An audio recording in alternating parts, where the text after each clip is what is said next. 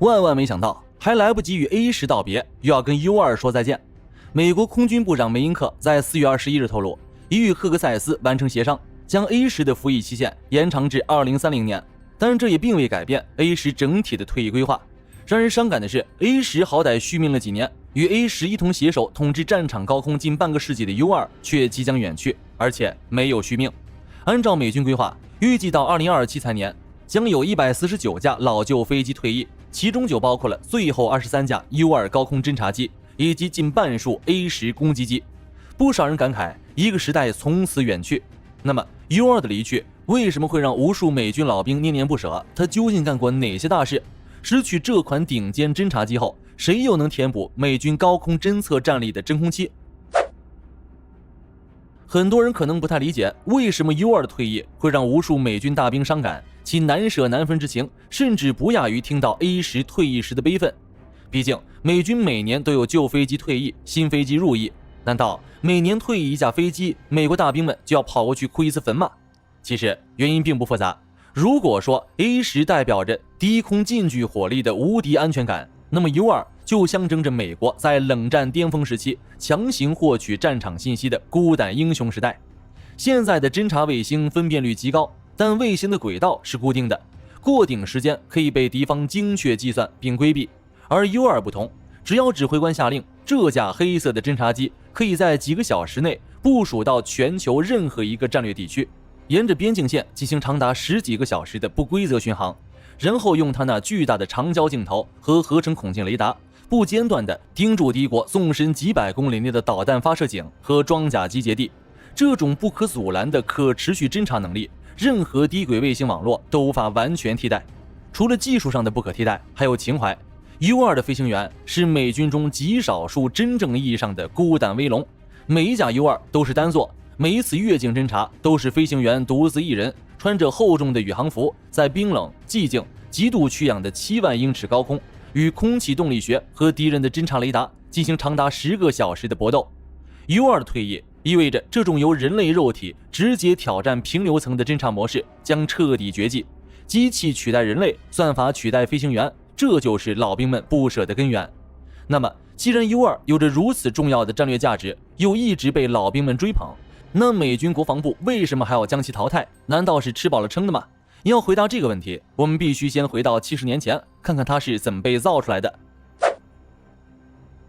1950年代初期，美苏铁幕咣当一声落下。面对庞大的苏联，拥有核武器的美国在战略情报上是一个彻底的瞎子。苏联在乌拉尔山脉以东部署了多少核弹？战略轰炸机基地在哪儿？五角大楼的情报库里只有2战时期缴获的德国空军老旧航拍底片，每张底片都历经沧桑，个个跟打了后马赛克一样，完全无法辨别。不过家大业大的美军也不是没有侦察手段，他们大手一挥，将波音 2B47 重型轰炸机派出去，实战结果却太让人失望了。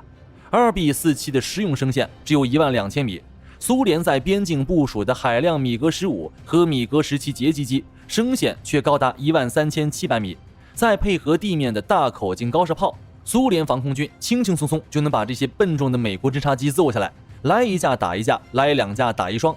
既然横向的速度比不过截击机，装甲扛不住高射炮，美军情报官理查德·莱格霍恩提出了一个想法，咱们就跟苏联拼垂直高度。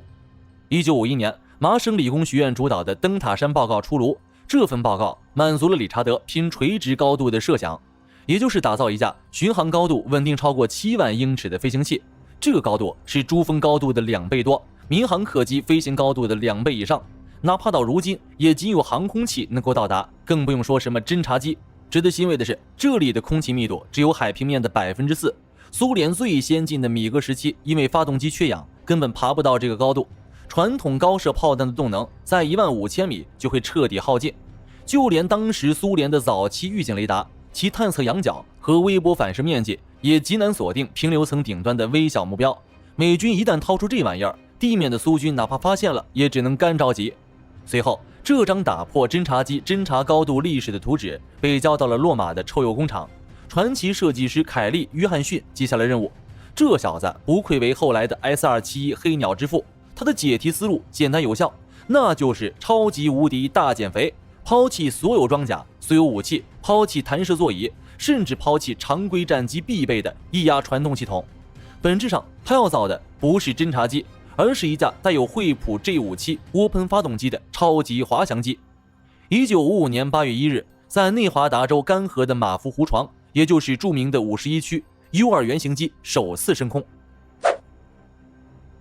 说实话， U2 能顺利升空出乎了美国空军的意料，不过估计也出乎了设计者自己的意料，因为这玩意儿太怪了。看看 U2 的气动布局，它违背了冷战时期所有追求超音速的高后掠翼设计，机身极度细长，机翼拥有极其夸张的高展弦比，长达31米，约等于18个成年人躺在地上连成一条线。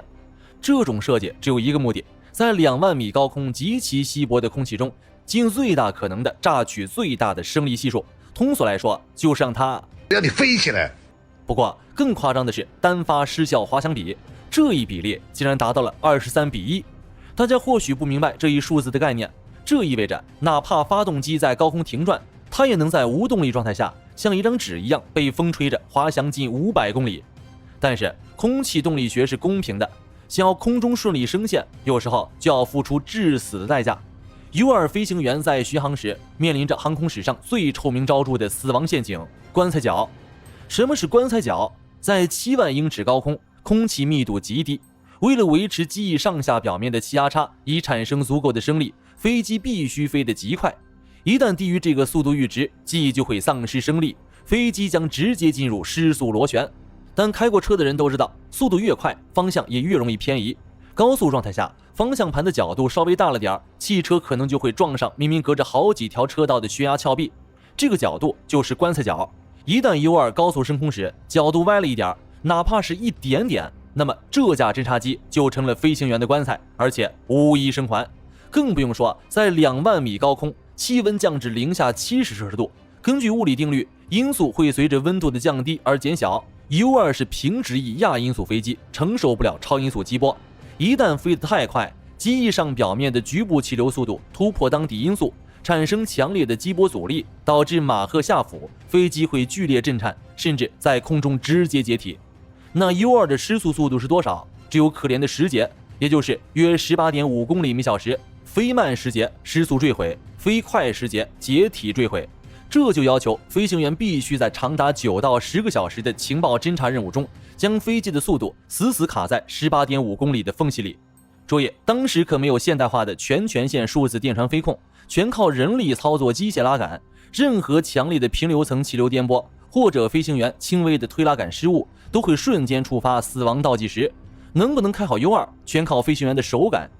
既然高空飞行的时速偏差必须限定在时间内，那飞行员起降怎么办？难道想要降落，只能放弃飞机，选择跳伞？其实 U2 的起降同样是在刀尖上跳舞。凯利·约翰逊为了将减重做到极致，直接砍掉了重达数百公斤的3点式起落架系统，取而代之的是一个自行车式的起落架。这可真是名副其实的自行车，全机只有一前一后2个承重轮，全部布置在机身的中轴线上。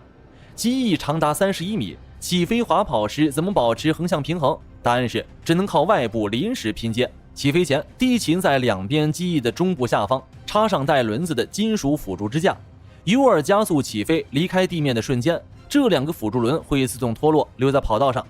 至于降落则更加惊悚，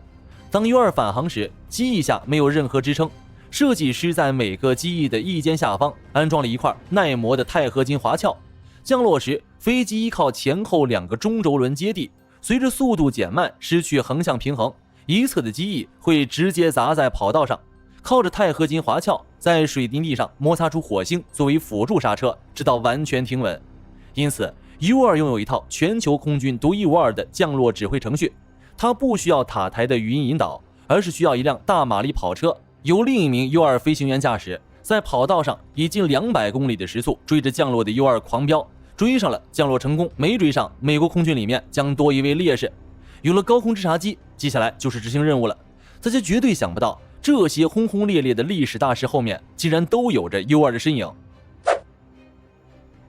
U2 携带的核心装备是哈佛大学天文学家设计的海康 73B 超高分辨率全景相机，内部装载长达 1.5 公里的高分辨率特种胶卷，它可以透过2万米的大气层清晰地分辨出地面上 0.76 米大小的物体。1962年的古巴导弹危机中，正是 U-2在古巴上空拍到了苏联部署 SS-4 中程弹道导弹的确凿底片。这一铁证让肯尼迪在联合国占据了绝对主动，逼退了赫鲁晓夫，避免了第3次世界大战。此后 U-2多次飞越苏联、中国、越南上空执行秘密侦察任务。后来的阿富汗和伊拉克冲突， U-2飞过上万米高空，为北约多项行动提供战术侦察支持。可以说 U-2就是美军能在多项历史级别的战争中占据主动先手的底气。不过看着 U-2如入无人之境，苏联终于绷不住了，他们耗费大量心血，终于研发出了 U-2的一生之敌萨姆2高空防空导弹。1960年5月1日，CIA 飞行员加里鲍尔斯驾驶 U-2C 横穿苏联腹地，苏联防空兵连续发射多枚萨姆2导弹。导弹虽然没有击中 U-2，但爆炸的冲击波瞬间撕裂了 U-2脆弱的机身，鲍尔斯跳伞被俘，由此引发了冷战史上最严重的危机之一。1962年古巴危机期间，少校鲁道夫·安德森驾驶的 U-2也被萨姆2击落阵亡。这一系列击落事件从物理上证明，单纯依靠垂直高度优势已经无法在雷达制导的防空导弹面前保证生存。既然防空导弹能轻易击落它，为什么 U-2还能服役到今天，甚至熬死了3瓦赫的 S-271 黑鸟？答案在于作战环境的下沉与传感器的史诗级迭代。冷战后，美军介入的阿富汗、伊拉克等战场，对手根本没有苏联和中国那样打击2万米高空目标的防空系统， U-2依然是战场上的上帝之眼。更关键的是，洛马公司对它进行了一波彻底魔改。最新的 U-2S 型换装了 F118 涡扇发动机，航电全面数字化，它不再需要飞到敌人头顶拍照，携带的高级合成孔径雷达系统和超远距离光学相机，可以在边境外的公海安全巡航，利用2万米高空的物理世界优势，以测试方式精确扫描并成向敌国纵深160公里以内的地面目标。此外， U-2被改装成了美军最重要的高空战场通信中继站，它可以连接海上的宙斯盾舰和地面的指挥所，充当一个不受地形阻挡的飞行 WiFi 路由器。只要 U-2在天上，战术数据链就不会断。遗憾的是，尽管能力依然强悍，美国空军在2027财年预算中还是冷酷地敲定了 U-2的死刑。